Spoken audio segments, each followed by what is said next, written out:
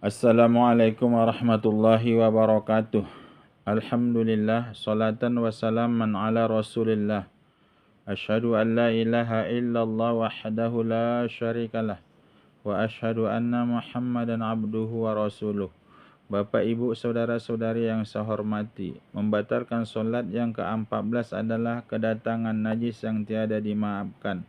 Najis itu ada yang dimaafkan dan ada juga yang tidak dimaafkan. Contohnya adalah yaitu jerawat yang pecah sendiri. Jerawat yang pecah sendiri keluar darah dan nanahnya dari pipi kita, maka itu adalah dimaafkan. Dan ada pun jerawat yang pecah karena sebab kita lakukan atau kita paksa dengan usaha kita, maka darah dan nanahnya yang keluar sewaktu kita solat, maka itu tidak dimaafkan. Maka oleh sebab itu, sebagaimana tadi saya jelaskan, najis itu ada yang dimaafkan dan ada yang tidak dimaafkan. Maka oleh sebab itu, membatalkan solat yang ke-14 adalah kedatangan najis yang tiada dimaafkan. Mana contohnya? Tadi sudah saya jelaskan, yaitu jerawat yang kita paksa memecahkannya, maka keluarlah darah dan nanahnya, maka itu tidak dimaafkan. Itu salah satu contoh, yaitu najis. Adapun najis yang berikutnya adalah binatang yang kalau waktu hidupnya adalah suci dan setelah matinya adalah najis. Mana contoh binatang waktu dia hidupnya suci, setelah matinya dia najis, yaitu binatang yang tidak boleh dimakan. Mana contohnya itu adalah laron. Laron itu kan tak boleh dimakan. Maka lantas kalau waktu hidupnya hinggap ke badan kita, banyak pun di badan kita, karena dia masih hidup, maka itu tidak najis. Tapi kalau setelah lepaslah sayap-sayapnya nempel di pakaian kita atau tepijak kita, sayap-sayapnya itu, maka kita adalah kedatangan najis pada saat itu. Kalau dia berhenti batas tumakninah dan tidak kita buang dari badan kita, maka batallah solat kita. Bapak, ibu, saudara-saudari yang saya hormati, termasuk tadi sebagaimana yang saya jelaskan, seumpama laron itu adalah lalat.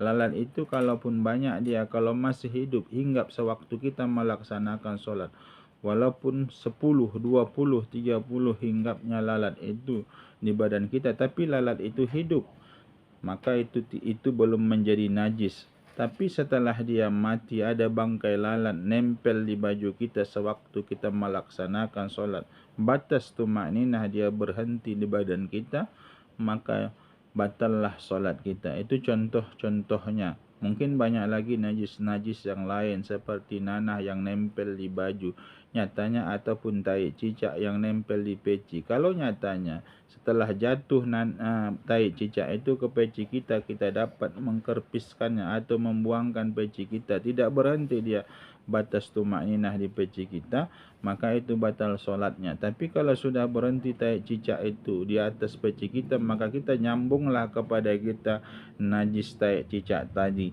Maka apabila dia sudah berhenti batas tumakninah, maka batallah solat kita. Itulah yang dimaksud tadi kedatangan, yaitu najis. Ya, kedatangan najis yang tidak dimaafkan. Tai cicak salah satu adalah najis yang tidak dimaafkan. Bapak, ibu, saudara-saudari yang saya hormati, di antaranya lagi najis-najis yang lain, yaitu seperti adalah nyamuk. Nyamuk itu kalau seandainya hinggap ke tubuh kita, dia kalau masih hidup itu belum najis. Nyatanya karena digigitnya kita gatal, lantas kita pukul, nempellah di badan kita atau nempellah di pakaian kita sampai batas tumakninah, maka batallah solat kita. Batas tumakninah itu sebagaimana yang saya jelaskan kemarin, bukan batas tumakninah ruku, tapi batas tumakninah bergerak, yaitu membaca, yaitu qul huwallahu ahad, yaitu sampai habis, atau kalimat solihah, yaitu baqiyatus solihah, namanya subhanallah walhamdulillah wala ilaha illallah wallahu akbar wala hawla wala quwata illa billahil aliyul azim.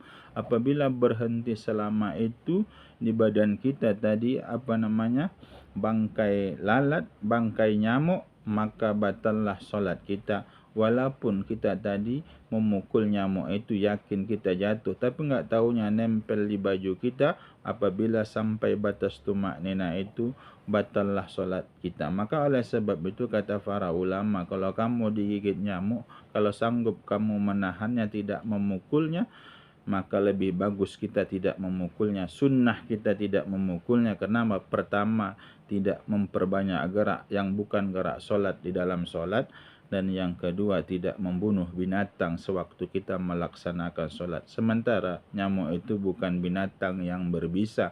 Sementara yang kita diperintahkan untuk membunuh sewaktu kita solat adalah binatang yang berbisa yang boleh kita membunuhnya. Bapak, Ibu, saudara-saudari yang saya hormati, itu membatalkan solat yang ke-14. Adapun membatalkan solat yang ke-15 adalah terbuka aurat dalam sembahyang.